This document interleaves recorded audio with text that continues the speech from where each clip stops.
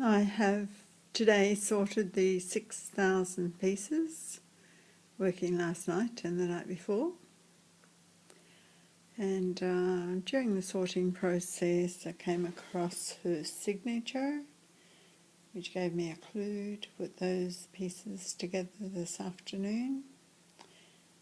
My husband said that he would like to see the face completed. So that's what I've decided to do next, as I put all the pieces out that I thought might possibly be skin.